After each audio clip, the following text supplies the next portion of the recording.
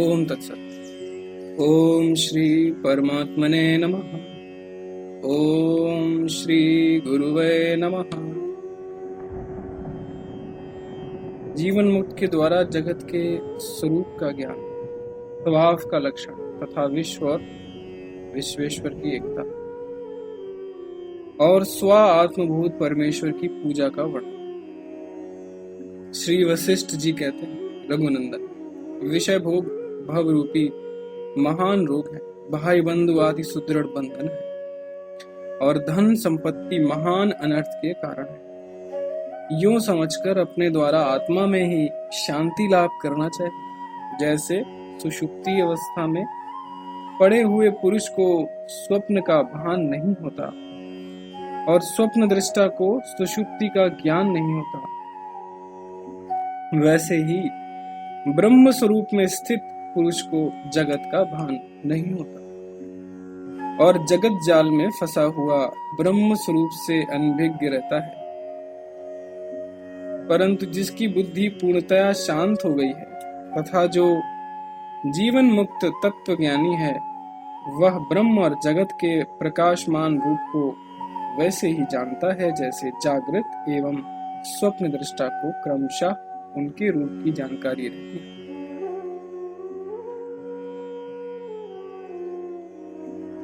तत्वज्ञानी को इस संपूर्ण जगत के यथार्थ स्वरूप का ठीक ठीक ज्ञान हो जाता है, जिससे वह शरतकालीन मेघ के समान शुद्धात्मा होकर भली भांति शांत हो जाता है। राम भद्र जैसे जहाँ सूर्य रहेंगे वहाँ प्रकाश का रहना अवश्यंभावी है, उसी प्रकार जहाँ तत्व ज्ञान में बुद्धि रहेगी वहाँ विषयों से पूर्ण वैराग्य रहेगा ही। यह जगत रूपी चित्र जो कर्ता कर्म और कारण आदि सामग्रियों से रहित, दृष्टा दृष्ट और दर्शन से शून्य तथा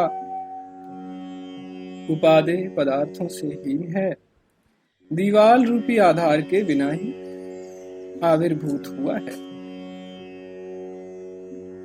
तत्व ज्ञान की प्राप्ति हो जाने से जागृत काल में जो राग और वासना से रहित सुषुप्ति अवस्था प्राप्त होती है,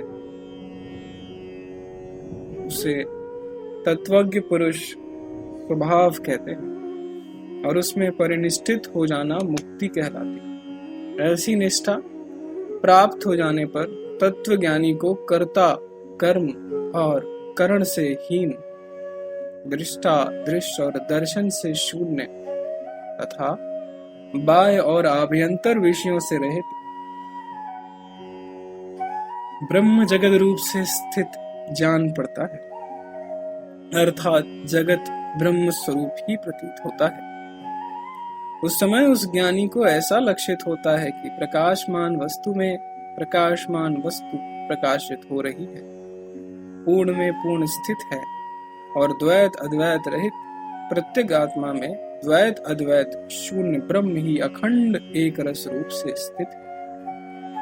वस्तुतः तो ब्रह्म के सृष्टि रूप में स्थित होने पर भी आकाश मंडल के सदृश शांत एवं सत्य स्वरूप स्वयं परमात्मा ही अपने सत्य स्वरूप में शिला जठर की भांति अक्षुब्ध हुआ स्थित है।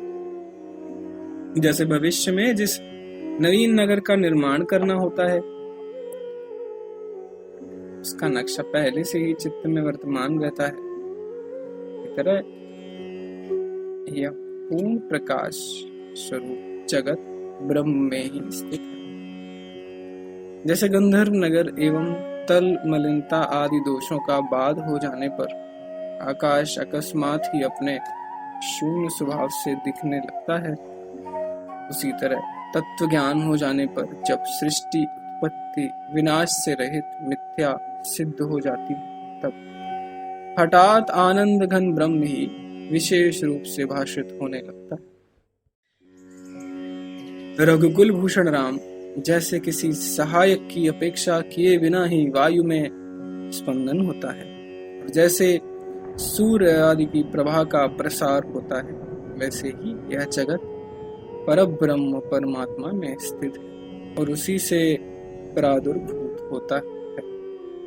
जैसे जल में द्रवत्व, आकाश में शून्यता और वायु में स्पंदन ओतप्रोत है, वैसे ही परब्रह्म परमात्मा में अनिर्वचनीय विवर्त रूप यह जगत है। महाचिद रूप महाकाश में जो यह जगत भासित होता है वह चिद्रूप ही है, जो मणि में उसकी निर्मलता की तरह स्फुरित होता है। जिससे वायु और उसके स्पंदन का भेद कथन मात्र है, वास्तविक नहीं, वैसे ही विश्व और विश्वेश्वर का भेद भी असत रूप ही है, जो तीनों कालों में सत है और जिसमें द्वैत की संभावना नहीं, वह महाचिन्मात्र स्वरूप ब्रह्म ही विश्व रूप में भासता है। वास्तव में तो ना विश्व ही सत है और ना विश्व का स्वरूप ही।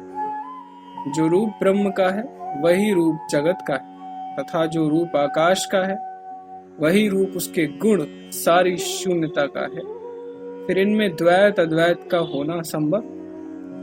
पत्थर पर खुदी हुई सेना में पाषाणत्व की तरह एक आत्मा सर्वव्यापक निर्मल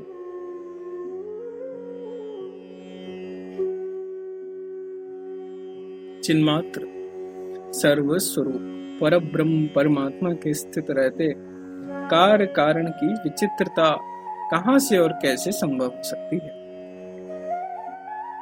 तथा द्वैत के संभव न होने के कारण आकाश में आकाश शून्यता कैसे हो सकेगी?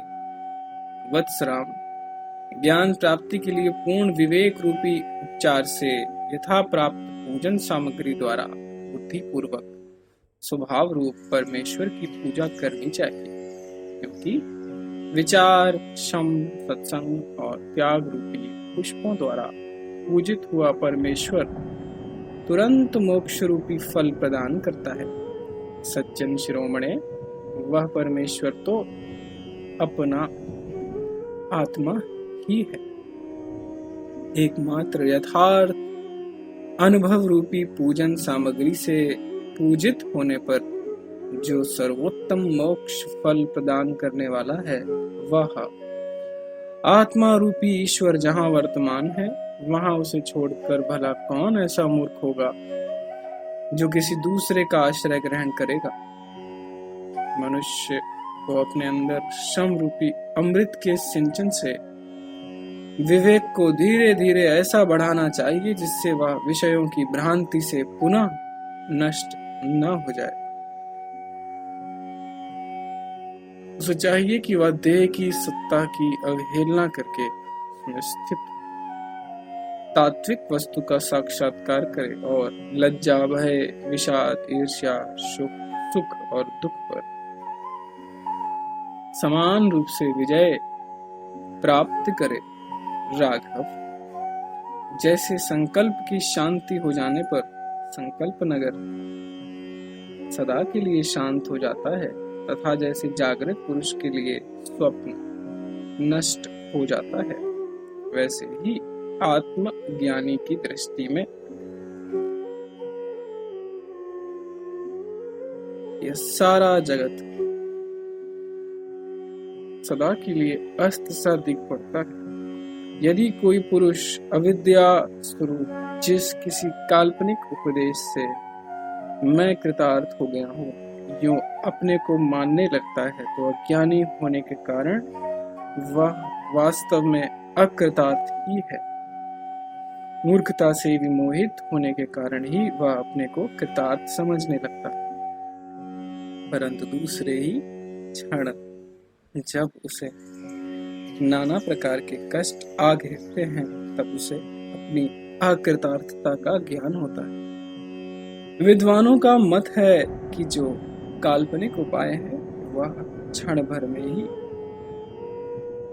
भाव, अभाव और इच्छा के भ्रम विलास से दुखदायी हो जाता है। अतः यह मोक्ष का उपाय नहीं। जगत भ्रम का पूर्णतया ज्ञान हो जाने पर जो वासना रहित स्थिति प्राप्त होती है, उसी को निर्वाण कहा जाता है। उसके प्राप्त होने पर संपूर्ण विषय स्वतः ही नीरस हो जाते हैं। ओम तत्सत, ओम तत्सत, ओम तत्सत।